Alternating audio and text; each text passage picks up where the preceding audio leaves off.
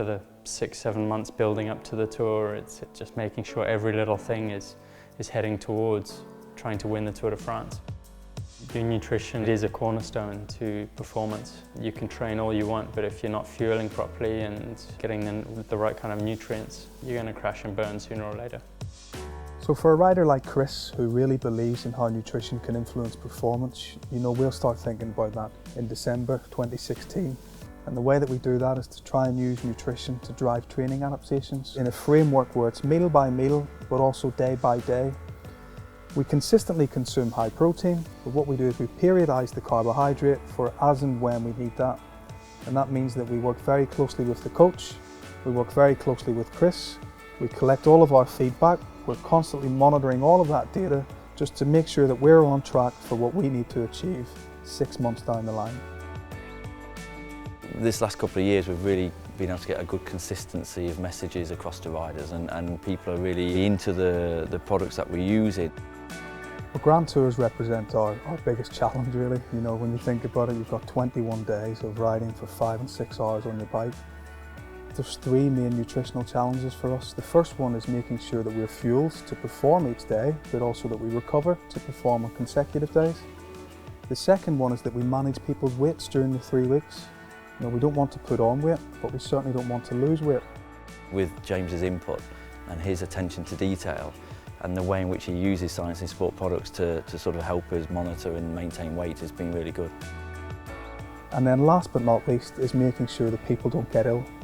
And in the 2016 Tour de France we did a great job of that. That was the first time we had 9 riders actually get over the line, and that was a real big achievement for us.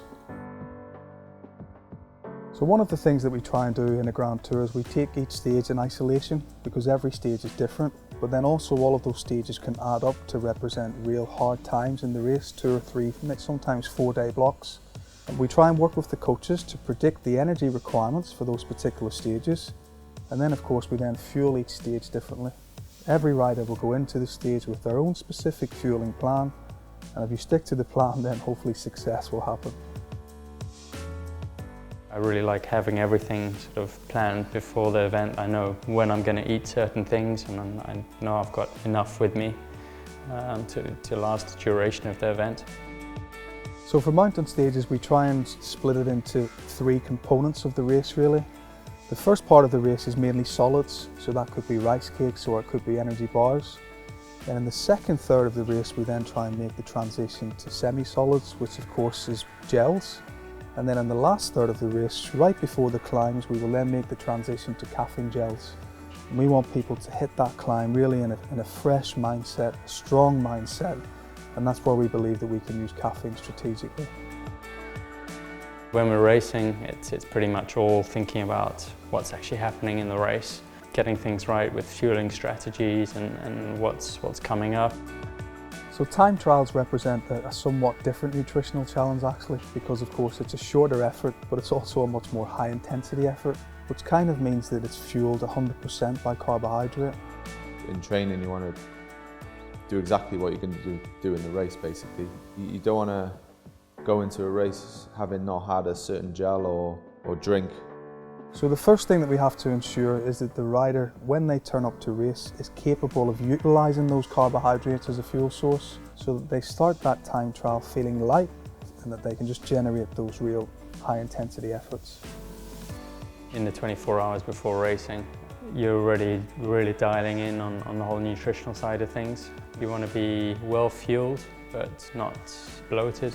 You don't want to have too much sodium intake the day before. You don't want to go into the race retaining a lot of water.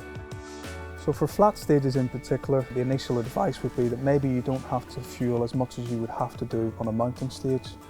But we also try and get the riders into the mindset, anything can happen in a bike race. It can be very unpredictable, so don't get caught out actually.